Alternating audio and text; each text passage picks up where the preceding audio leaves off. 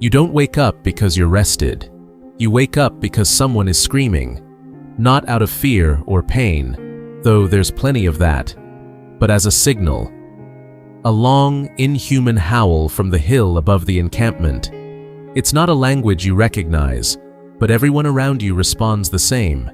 They stand, or they try to. You're still shackled. A rusted iron ring weighs down your neck, and it links you to the man on your left, who smells of blood and garlic, and the boy on your right, who isn't breathing anymore. No one reacts to the corpse. A guard will drag it off before the next body joins it. This is how your morning begins in the heart of ancient Assyria, somewhere near Kalhu, what later generations will call Nimrud. You're one of hundreds assigned to agricultural duty, not because you were tried or sentenced, just because you were born in the wrong tribe, at the wrong time, under the wrong flag. Food?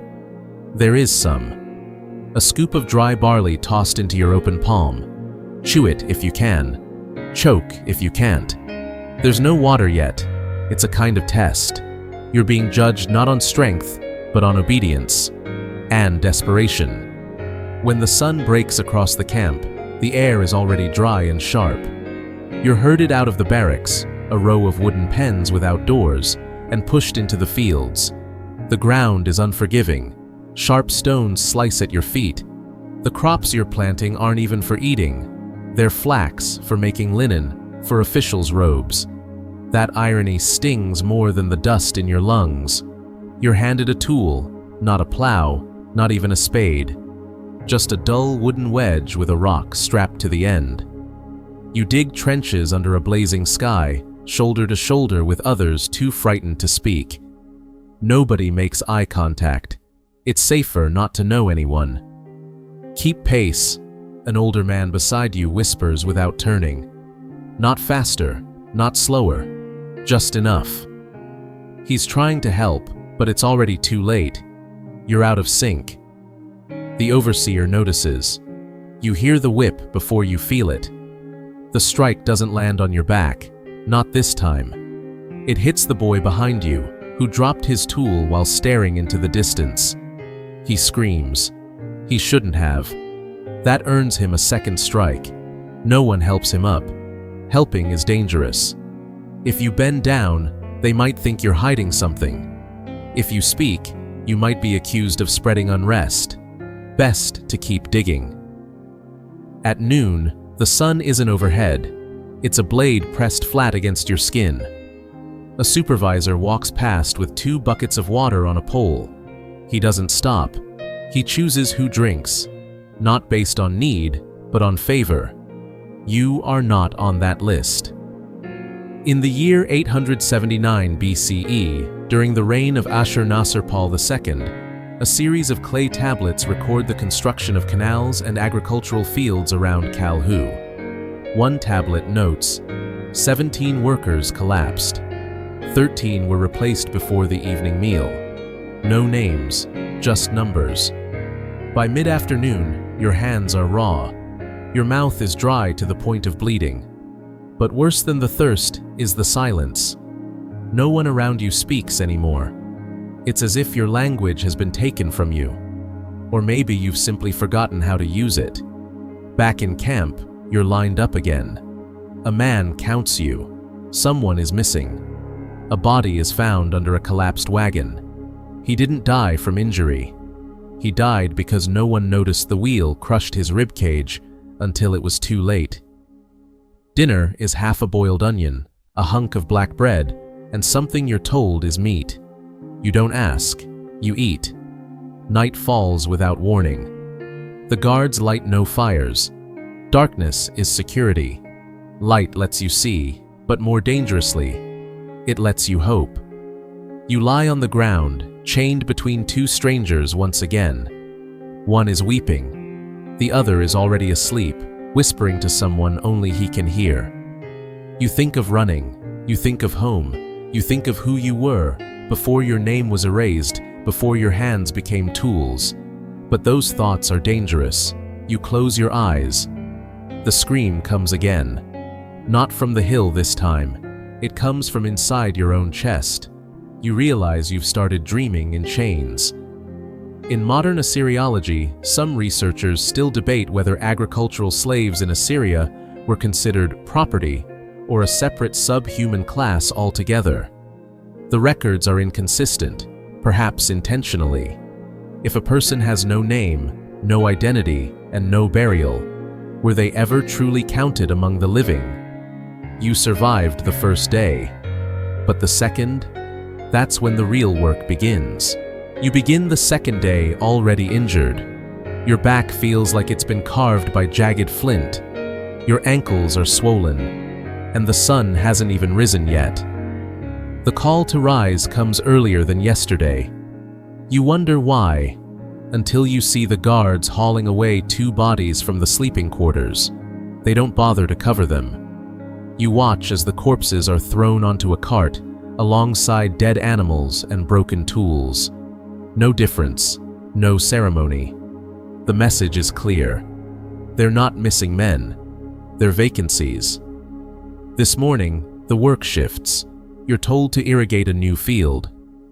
The supervisor points at a stretch of barren, rock-hard soil. Till here, 12 rows. He doesn't explain how. The ground is bone dry, as if it hasn't seen water in a decade. Your tool is the same splintered club from yesterday, now cracked at the head. When you ask for a replacement, he stares blankly, then moves on. Within the hour, one of the others collapses from heat stroke. He falls headfirst into the dirt and doesn't move. A boy near him hesitates, then leans over to help. That's when the overseer strikes. Not once, not twice. He keeps hitting until the blood makes mud. No one intervenes. No one speaks. Because by now, you've learned something terrifying. The guards aren't the only ones watching. Among the slaves, there are informants. They dress the same, work the same hours, carry the same scars. But when night falls, they walk freely among the guards, delivering names. Those who slowed down, those who whispered, those who held the wrong stare for too long. And for every name delivered, the informant earns half a ration of bread, or 10 extra minutes of water, or sometimes just the right to sleep alone, unchained. It's enough. One of them watches you today. You can feel it. His gaze isn't angry, it's calculating, as if measuring whether your death could buy him a better night. The terrifying part? You start to understand him. This isn't about surviving the system. This is about being useful to it. In 878 BCE, a stone relief from the palace of Ashur-nasir-pal II depicts chained workers in rows, accompanied by scribes holding tablets. These weren't just tax records, they were performance logs.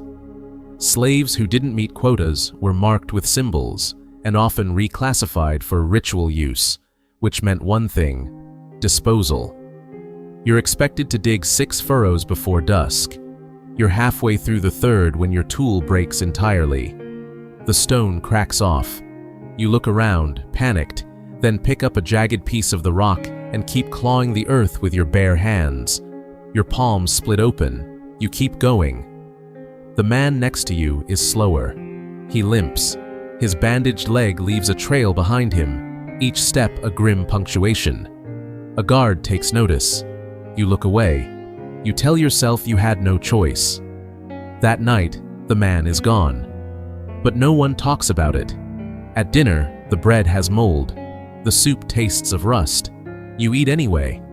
When you lie down to sleep, your body doesn't rest. It seizes, twitches. Every sound feels like the start of something worse. Then comes the whisper. "You look tired today," says a voice behind you. "Be careful." You turn, but you can't see his face in the dark. It doesn't matter. He saw you. And he might be one of them. In recent years, scholars have questioned whether the slave system in ancient Assyria functioned more like a self-regulating engine of fear, using betrayal as fuel rather than direct violence. Some argue that the brilliance of Assyrian control lay not in their brutality, but in their ability to make slaves police one another. And here you are, caught in it, not just digging into the earth, but digging into your own guilt. If you survive tomorrow, it won't be because you were strong. It'll be because someone weaker took your place, and you didn't stop it. You barely made it through the fields, but the sun hasn't set yet. That means your day isn't over. You're still coughing from the dust when a new set of guards appears. These ones aren't dressed like the field enforcers. Their leather armor is cleaner, their boots sharper. They're not here to supervise barley or flax. They're here to recruit replacements. One man is dragged behind them, unconscious, arm bent the wrong way. He was from the quarry team, and now he's out of commission. You're standing too close to the path when they point. You're it. No explanation, no appeal. Just a shove in the chest and a barked order. Stone shift. Move. Someone tries to protest, not for you, but for themselves. They don't want to lose a stronger body from the field team. The guard doesn't respond. He just raises his club. The voice disappears. You're marched uphill this time, toward a large open pit lined with rope pulleys and wooden sledges. At the top, a half-finished palace wall, carved with images of lions, kings, and something else. A swirling spiral with eyes. The overseer doesn't explain what you're building, but someone whispers it beside you. The King's Hall, for rituals. You don't know what kind of rituals. You don't ask. Your job is to pull a sledge loaded with limestone blocks, one by one, up a slope slick with crushed gravel and blood. Not metaphorical blood. The dark stains don't wash out. You're paired with 3 other men. One has a missing ear. Another has what looks like burn scars up his neck. They don't speak unless spoken to. They don't look at the guards. They don't look at each other. The pulley system is primitive, a series of logs, ropes, and prayer. Every step feels like gambling your spine. Slip once, and the block crushes everything in its path, including you. By the 3rd trip, your hands are shaking. You've stopped sweating. That's not good. That means the heat is winning. Your vision blurs. Your legs give for a second. You feel someone behind you shove your back, not in malice, but survival. If you fall, they all fall. One worker stumbles during the 4th haul. The block catches the edge of a rut and tips. Everyone lets go. It crashes. Dust explodes. The guard approaches. You brace for the beating. But he doesn't hit the man who tripped. He hits the one who yelled. The logic is clear. Emotion is weakness. Reaction is disobedience. No sound, no protest. The blood pools, and the body is dragged away. No one asks where. That night, you're not returned to the field camp. You sleep in a stone alcove beneath the construction ramp, surrounded by limestone, rope, and the iron scent of fresh cuts. You're chained to a wall next to a man who speaks only in Akkadian curses between clenched teeth. He points upward and says, "They bury one under each corner of the foundation, still breathing." You laugh. You don't know why. Maybe because it sounds absurd, or maybe because it doesn't. There's a small ceramic bowl left by your side. You think it's food. It isn't. It's lamb fat and ash, rubbed on your shoulders to keep your skin from blistering tomorrow. But the salt in it stings your cuts. You apply it anyway. Above you, the wall continues to grow.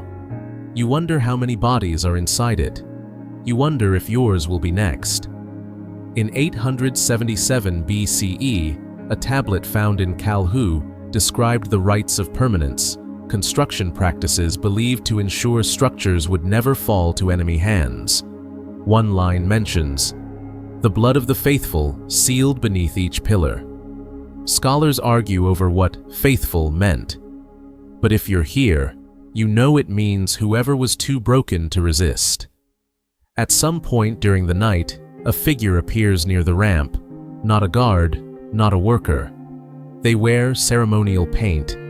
Their hands are red up to the elbow. They walk the length of the wall, touching stone after stone. Their mouth moves in silent incantation. You pretend not to see them, but they stop, right in front of you, and smile, not out of kindness, out of recognition, as if they know your name, even though you don't anymore. They whisper something you don't understand and walk on. You sleep with one eye open, but you sleep, because even nightmares need rest. Tomorrow is the third day, if there is one. You don't sleep that night. You don't even pretend to. The ache in your ribs has gone numb, which is worse than pain. Your wrists are raw. Your throat is dry. And yet, your eyes stay sharp, because something in the air has shifted. Not just tension, calculation. Like the machine that keeps this nightmare turning has found a new gear, one that doesn't need you anymore. Just before dawn, a horn sounds. Not the usual bark of morning routine.